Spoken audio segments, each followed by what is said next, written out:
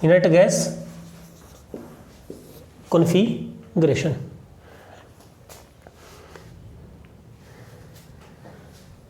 Very simple method, बहुत ही आसान तरीके से करते हैं इनर्ट गैस कॉन्फ़िगरेशन।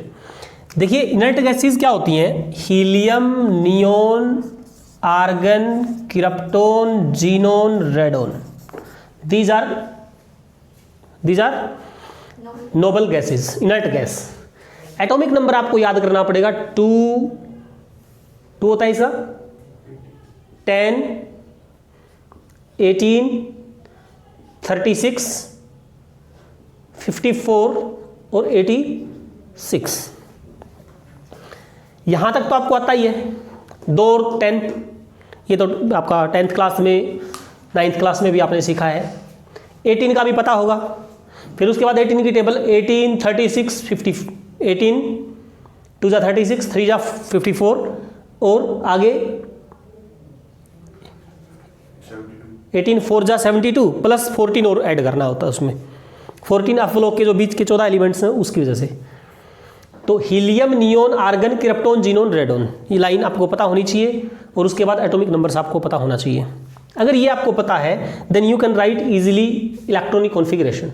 मान लीजिए मेरे पास 34 है, कोई एक एलिमेंट x है और जिसका एटॉमिक नंबर 34 है, उसके लिए हम लिखना स्टार्ट करते हैं। तो हम यहाँ से किसको उठाएंगे? हम यहाँ से देखो 34 है, अब इसमें यहाँ 36 ज़्यादा हो गया तो हम उठाएंगे आर्गन को। किसको उठा लेंगे?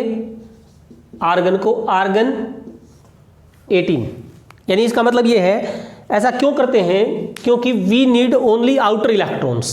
किसी भी रिएक्शन को, कंपाउंड को की फॉर्मेशन में आउटर इलेक्ट्रॉन्स काम करते हैं, तो हम अंदर वाले इलेक्ट्रॉन्स को इनमें लिख सकते हैं। इसका मतलब 18 इलेक्ट्रॉन्स का कंप्लीट हो गया। तो आर्गन 18 यहाँ लिखने की जरूरत नहीं है, लिखना चाहो तो लिख सकते हो, इसकी वैसे जरूरत भी नहीं है। आर्गन 18।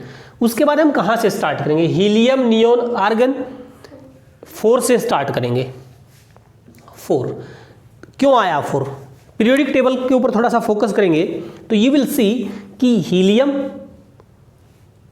पहला आता है, हाइड्रोजन, फिर हीलियम, उसके बाद ये वाला सेकंड। पीरियोडिक टेबल क्या होता है? ऐसे चलता है, यहां से यूं चले लेफ्ट टू राइट, बिल्कुल एंड में होती है line. Noble gases are placed at the end in the periodic table. 11th class में आपने पढ़ा है ये। अब एंड में है तो इसका मतलब यहां पे कोई एलिमेंट खत्म हो गया तो अगला एलिमेंट कहाँ आएगा? नीचे वाले में। नहीं समझे?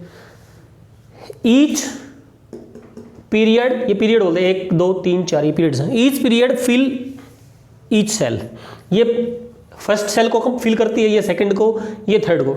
आर्गन लिखा मैंने यहाँ पे, इसका मतलब 3 shells completely filled, the next electron will go to the 4th, इसलिए मैंने यहाँ पे क्या लिखा? 4 लिखा है। समझ में आ रहा है? उसके बाद हम क्या लिखते हैं? साथ में एस लिखते हैं। एस लिखने का कारण, रीजन क्या है? बहुत ही सिंपल, क्योंकि हम यहां से जब उठ के जाते हैं पी ब्लॉक से नेक्स्ट एलिमेंट के ऊपर तो एस ब्लॉक आता है हमारा, इसलिए हम एस लिखते हैं। तो 4s2। समझ में आ रहा है? Argon 18 4s2। अब यहां पे हम नेक्स्ट क्या लिखेंगे? ऐसे लिखते हैं, देखो कोई भी एस होता है, मान लीजिए NS है, NF सेल ऑफ S, उसके बाद क्या आता है? एंटी पेनल्टीमेट सेल N-2F, उसके बाद पेनल्टीमेट सेल N-1D और उसके बाद NP। ये ऐसे ऐसे होता है ये वाला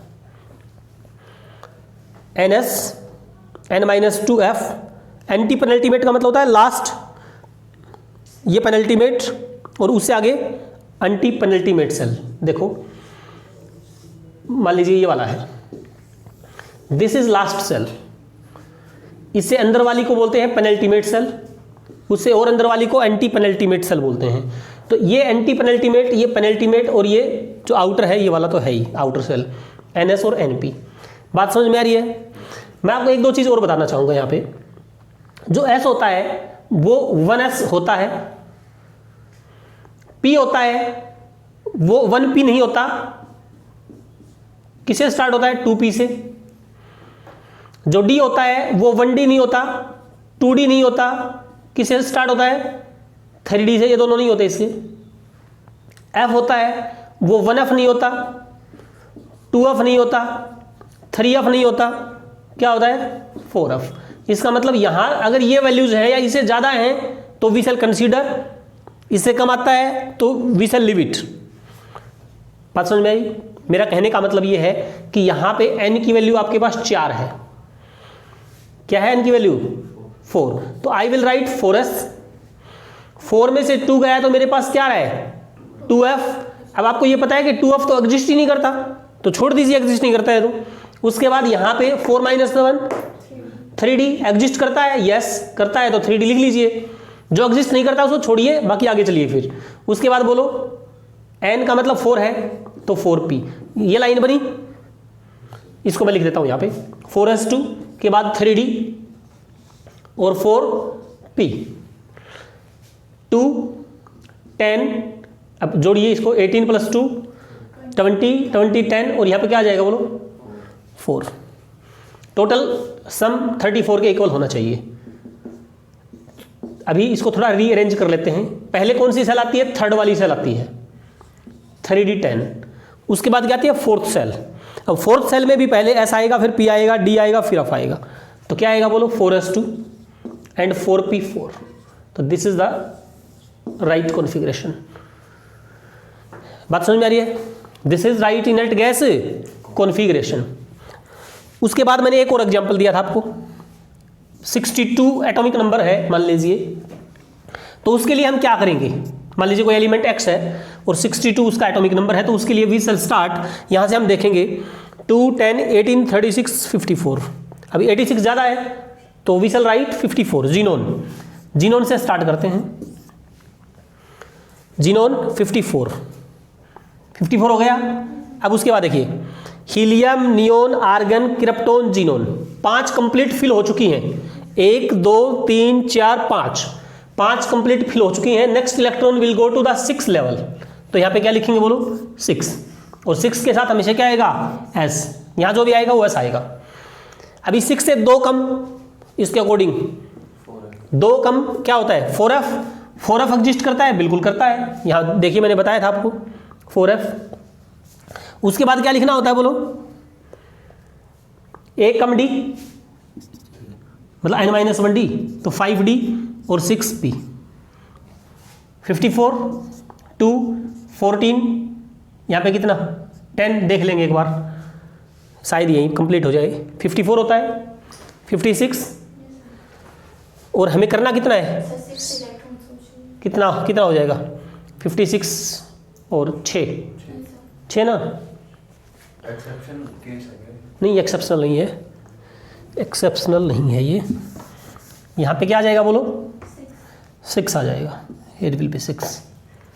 ठीक है, this is not exceptional case. ठीक है, तो इसको हम सही ढंग से लिखेंगे तो क्या लिखेंगे बोलो? जीनोन, पहले इसको लिखेंगे 4f को और उसके बाद 6s2, ये हो जाएगा। ठीक है, हाँ 64 वाला एक्सेप्शनल केस होता है। 64 वाला एक्सेप्शनल केस है। 64 होता है गैडोलिनियम का, काफ़ी इंपॉर्टेंट होता है। क्या लिखेंगे बोलो? जीनोन तो है ही, यहाँ पे क्या लिखेंगे? 6s2 4f 8 और इससे आगे क्या था? 5d था ना, खाली पड़ा था। 5d 0 और 6p 0, मतलब ये कंप्लीट तो मैंने लिख ही दिया था। 2 यहाँ लिखा मैंने, 8 यहाँ पे लिखा। अब आपको ये पता है कि f में 7 इज कंप्लीटली एग्जैक्टली फिल्ड होता है। f में मैक्सिमम 14 इलेक्ट्रॉन्स एग्जिस्ट कर सकते हैं, तो f14 स्टेबल या फिर f7 स्टेबल। जब यहाँ पे 8 आ गया तो इसका मतलब यहाँ 7 रहने की कोशिश करेगा and 1 electron will go to d। इसका मतलब यहाँ पे कितना हो गया बोलो? 7 और यहाँ पे कितना हो गया? 1 और अगले की जरूरत ही नहीं है, इसको हटा दीजिएगा।